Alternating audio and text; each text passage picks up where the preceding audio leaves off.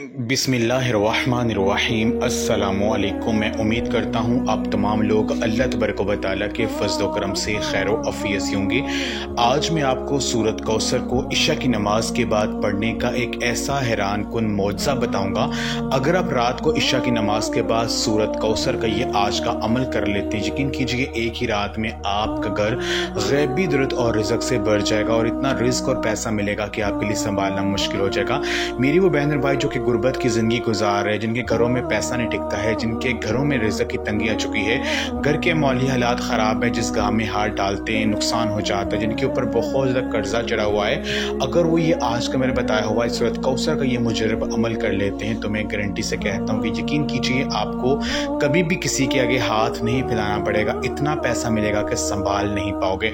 सूरत कौसर कुरान पाक के पारा नंबर 30 में मौजूद है। ये कुरान पाक की 3 आयात पर मुश्तमिल एक छोटी सी मुजर्रब सूरा है। इस सूरत को कुरान में बहुत ज़्यादा फजीलत हासिल है। सूरत कौसर आप सल्लम पर इस वक्त नाज़िल हुई जब कफ़ार मक्का ने नबी पाक सल्लम को अबतर कहना शुरू कर दिया, तो हजूर नबी पाक सल्लम बहुत ज़्यादा परेशान हुए। तब सूरत कौसर का नज़ूल हुआ। हज़रत अनस रज़ी अल्लाह तआला अन्हु से रवायत है कि नबी करीम सल्लम ने फरमाया है कि सूरत अल कौसर में रब की तरफ से मुझ पर नाजिल की गई है और ये मेरे लिए सबसे ज़्यादा महबूब सूरत है। जो शख्स रिस्क में बरकत चाहता है उसे चाहिए कि सूरत अल कौसर को रोज़ाना कसरत से पढ़े।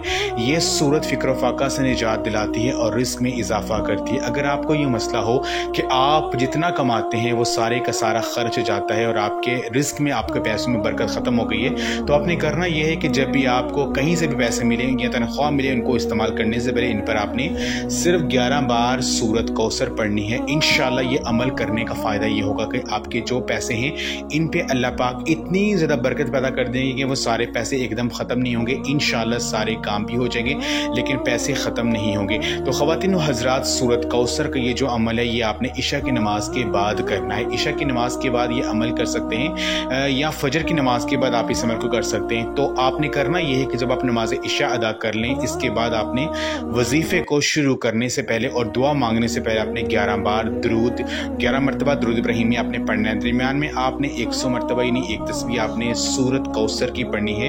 जब आप सूरत कौसर को 100 मरतबा पढ़ लेंगे, उस सूरत कौसर पढ़ते हुए हर दफ़ा आपने बिस्मिल्लाहिर्रहमानिर्रहीम लाज़मी पढ़नी है।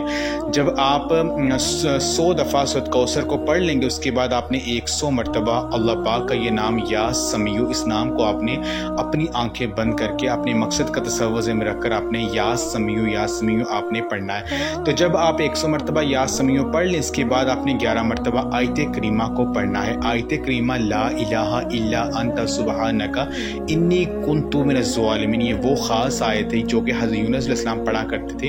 एक दफ़ा वो मछली के पेट में चले गए तो उन्हें इसी आयत को पढ़ने की वजह से अल्लाह पाक ने मछली के पेट से बाहर निकाल दिए। तो हजूर नबी पाक फरमान है कि जब कोई बंदा किसी मुश्किल में हो, किसी परेशानी में हो, इस आयत को अगर वो पढ़ कर अल्लाह पाक से दुआ करते तो अल्लाह पाक हर परेशानी से निकाल देते हैं। जो भी वो मांगते अल्लाह पाक अता कर देते हैं। आपने फिर 11 दफ़ा दुरूद इब्राहिमी पढ़ कर अल्लाह पाक की बारगाह में रो कर गिड़गिड़ा कर आजिज़ी और इनकसारी के साथ आपने दुआ करनी। इंशाअल्लाह ये वजीफ़ा करने से आपकी हर मुश्किल आसान हो जाएगी, आपका हर नामुमकिन काम मुमकिन हो जाएगा और अल्लाह पाक से जो भी मांगोगे आपको मिल जाएगा। ये ख़ास अमल जो है आप खुद भी करें और इस वजीफ़े को सदका जारी समझ के लाजमी शेयर भी करें। जज़ाकल्लाह।